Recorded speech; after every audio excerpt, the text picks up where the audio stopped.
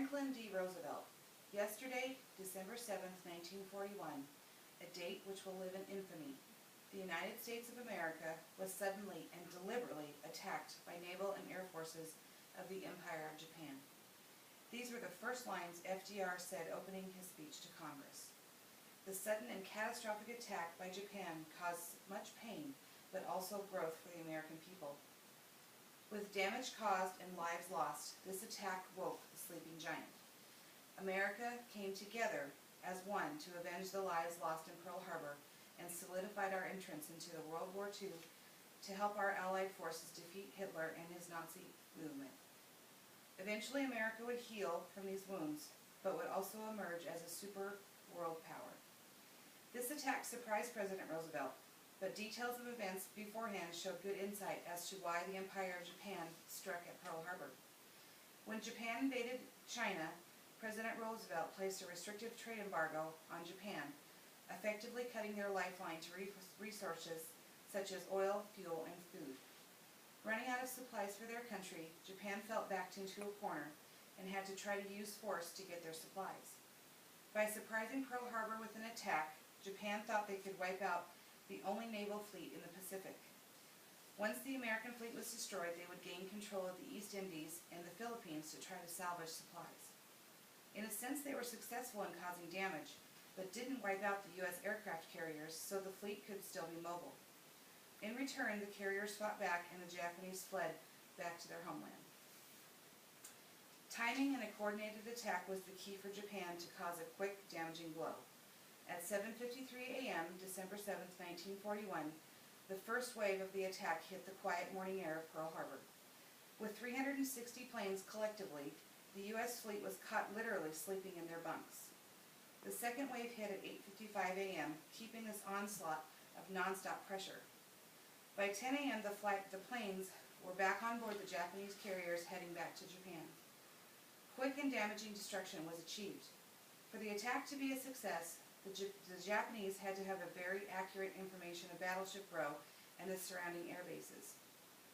They were able to get this information by sending fishing boats into the harbor. With a bird's eye view of Battleship Row and their air bases, the Japanese got accurate, detailed information which they executed in full effect during the raid.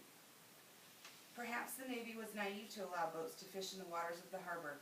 However, at this time, the American government was under the illusion that peace talks were going well between the United States and Japan, so a surprise attack was the furthest thing from their minds.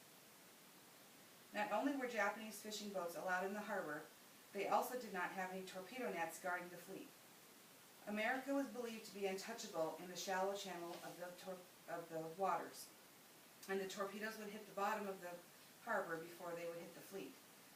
With accurate intelligence, the Japanese attached wooden fins to the tails of the torpedoes, thus allowing them to operate in the shallow water. This mistake cost America dearly, making for easy open targets on Battleship Row. The Japanese had been hoping to catch the U.S. aircraft carriers at Pearl Harbor, but the carriers were already out at sea. The next major important naval target was the battleships. On the morning of December 7th, there were 8 U.S. battleships moored in Pearl Harbor, 7 of which were lined up in what was called Battleship Row, and 1, the Pennsylvania, was in dry dock for repairs. Since the Japanese attack was a total surprise, many of the first torpedoes and bombs dropped on the unsuspecting ships hit their targets. The damage done was severe. Although the crews were on board, each battleship worked feverishly to keep their ships afloat. Some were destined to sink.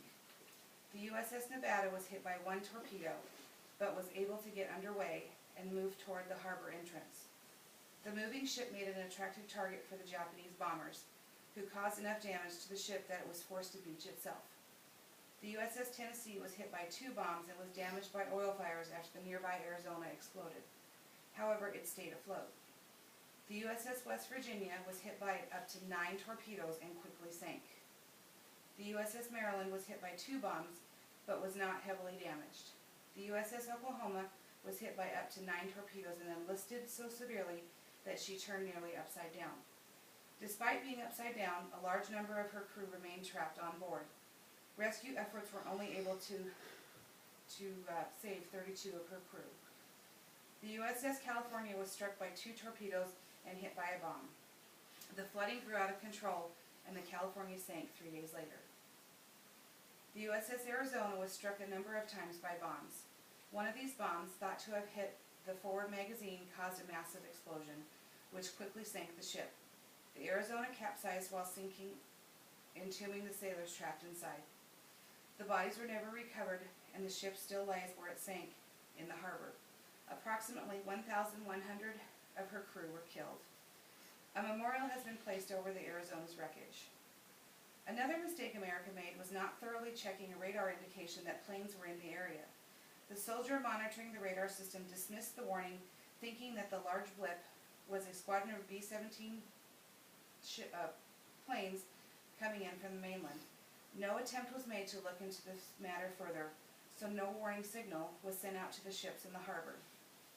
This allowed Japan to have complete surprise. It wasn't just the fleet caught by surprise. Navy airstrips left planes wingtip to wingtip with no defense whatsoever. When the attack began, the airstrip was hit simultaneously as the harbor, handcuffing the pilots so they would not be able to fly and fight back. The American government had been foolish, and the penalty was the loss of many lives. 2,403 people were killed in action, along with 1,178 wounded in action. Losing all these good people enraged the Americans. President Roosevelt had to respond firmly. His infamous speech was delivered to Congress December 8, 1941, asking the United States to declare war on Japan.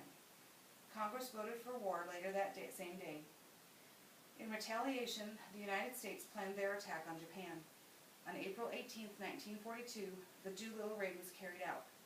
Their targets were military and oil reserves in Tokyo. Wiping out these oil reserves would help knock Japan out of the war as an ally to Nazi Germany. Along with the Doolittle raid, America dropped the first nuclear bombs in history. First on Nagasaki on August 6, 1945, followed by Hiroshima on August 9, 1945. It was on the USS Missouri that the instrument of formal surrender of Japan to the Allied powers was signed by representatives of the Allied nations and the government of Japan in Tokyo Bay on September 2, 1945. With FDR's famous speech to Congress after this attack, America grew. She rebuilt ships, buildings, and runways. She mourned the soldiers lost in action and the civilians caught in the crossfire. Healing together, the nation band together to fight for one another, whether it was in combat or rebuilding what was lost. Thinking that America was untouchable hurt the U.S. Navy at Pearl Harbor, but it was a lesson America would not forget. Learning this valuable lesson, the U.S. forces battled to victory in the war and emerged as a world superpower. Pearl Harbor jump-started the nation's journey to become one. Since that tragic day, America has become one and will never forget who gave their lives for our country, that infamous December 7th day. Thank you very much.